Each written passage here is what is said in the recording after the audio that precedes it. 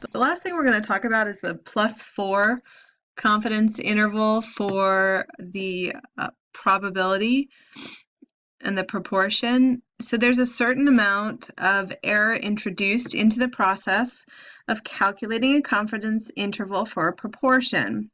So because we don't know the true proportion for a population, we then are forced to use point estimates to calculate the appropriate standard deviation of the sampling distributions. And there have been studies that have shown that the resulting estimation of the standard deviation can be flawed. And so they found a simple adjustment to this, and that adjustment produces much more accurate confidence intervals. So what you do is you basically add 4 additional observations. So you're going to add 2 of the observations as successes, so and then 2 as failures. So then the new sample size, you'd have to do n plus 4 to get the new sample size, and then make sure when you're doing the x value, the number of successes, you have to do the x plus 2 when you do that. So computer studies have demonstrated the effectiveness of this method, and we're going to use it when the confidence interval desired is at least 90%, and then the sample size is at least 10. So let's do a couple examples together. All right, so a random sample of 25 statistics students was asked, have you smoked a cigarette in the past week? 6 students reported smoking within the past week.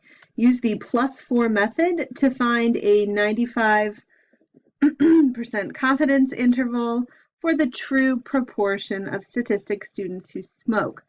So remember when we do this that our n value is 25 plus 4, and then our number of successes, so it's 29. Then our number of successes was 6, but then we add 2 to that, so it's 8.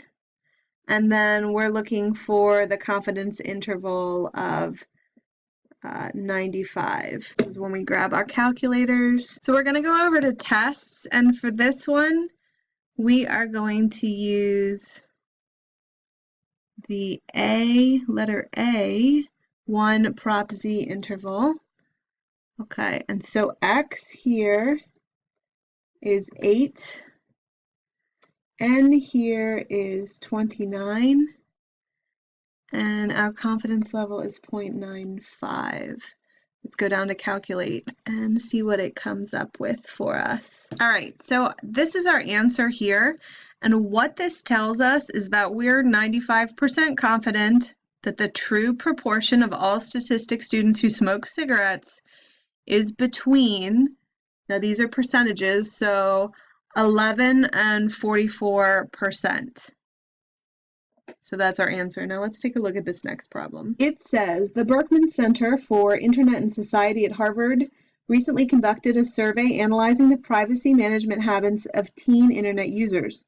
In a group of 50 teens, 13 reported having more than 500 friends on Facebook.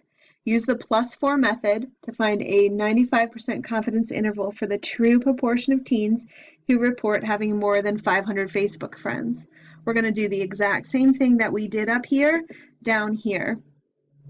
So our sample size is 50 teens. Since we're doing the +4, we add 4 to the sample size, which is 54. Our number of successes, we simply add 2. Will give us a total of 15, and this time we are looking for a 90% confidence interval. So we're going to go back, tests, down to that one prop Z int.